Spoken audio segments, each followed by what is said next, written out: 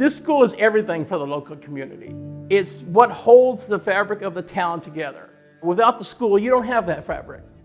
And, sometimes the fabric needs repairing and needs mending, needs taken care of, but it's what keeps the community as a whole together. We are the Bulldogs, This school is the Bulldogs. It wraps around sports, it wraps around academics.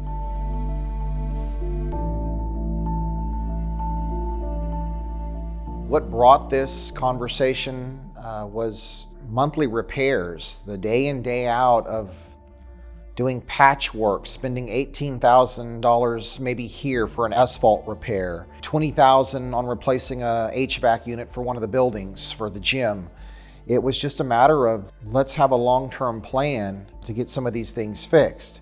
And so I took over as superintendent in 2019, and I knew there were things to fix. I knew that some things could wait, and we did a maintenance tax note for what we called phase one. That was about $1.7 million. We were able to look at how we corrected the water coming into the business office at the front of the building. That was a big thing for us.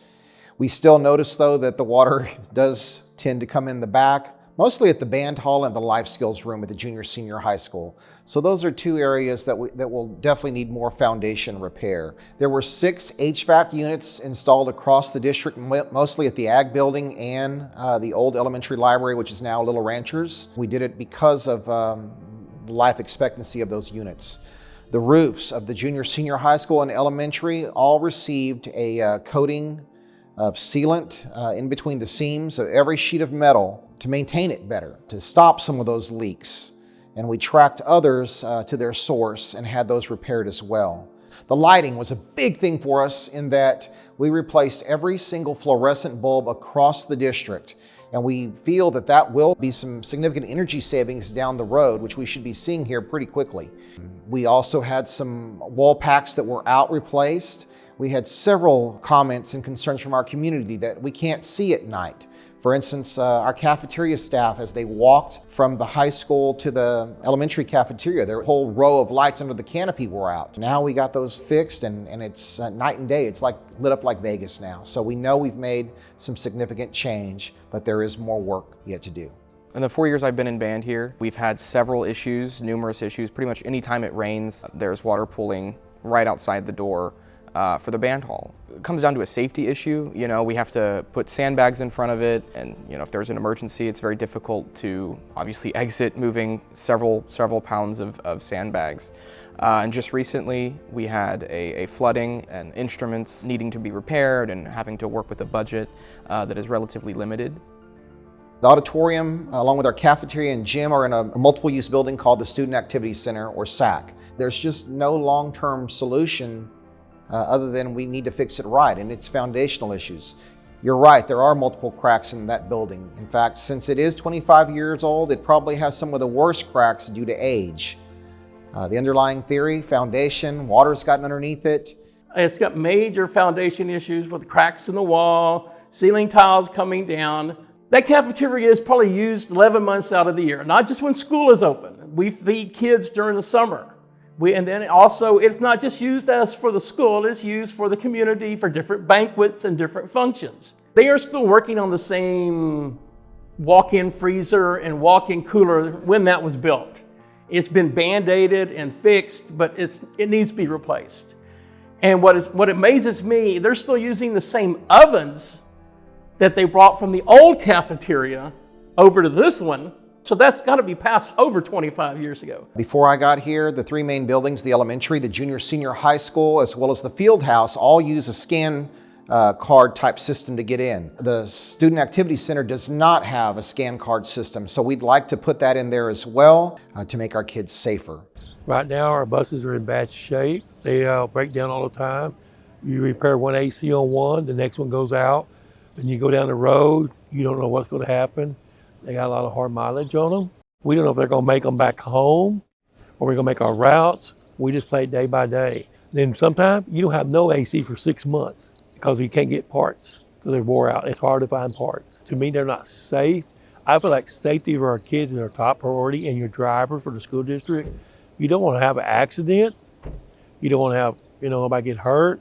As a citizen of Three Rivers all my life and a taxpayer, we had neglected replacing our buses because it's sad. We shouldn't be running these buses at all. They should be parked. But we don't have any other buses. And that's where we're at right now. Before our second competition, it broke down and we had to fill the already very limited bus with tubas and trombones, and it was not fun, and it was, I think, probably about 100 degrees that day.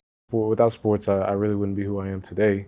It's given me confidence, it's given me strength and endurance and stamina, and it's also really important to the future of Three Rivers High School. I feel that the track needs improvement because the holes are a hazard to athletes who are running on the track for track and field. And the track, for one, it has a lot of holes in certain parts of the track, and the holes can be kind of deep, and it can be a hazard to athletes who are sprinting or running during the track and field season. The football field is another thing because due to the lack of turf and also the grass is falling out, so the field is kind of bumpy, so that can also be a cause of rolling, spraining ankles because the field is uneven, so in some areas, you'd be stepping on a hill or stepping in a dip.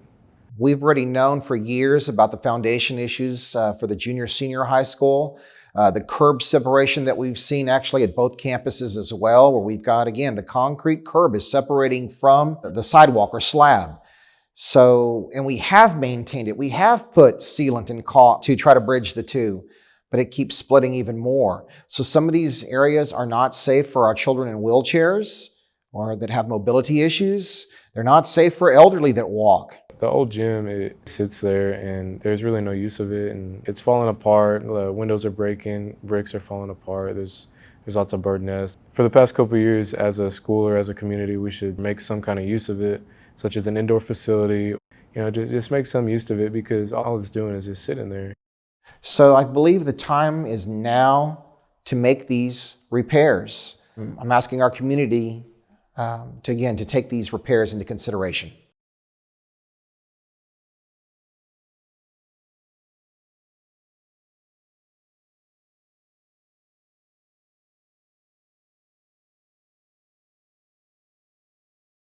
Well, in the coming summer weeks, and this will be through August, I do plan to have some meetings starting at some of the restaurants to engage the community.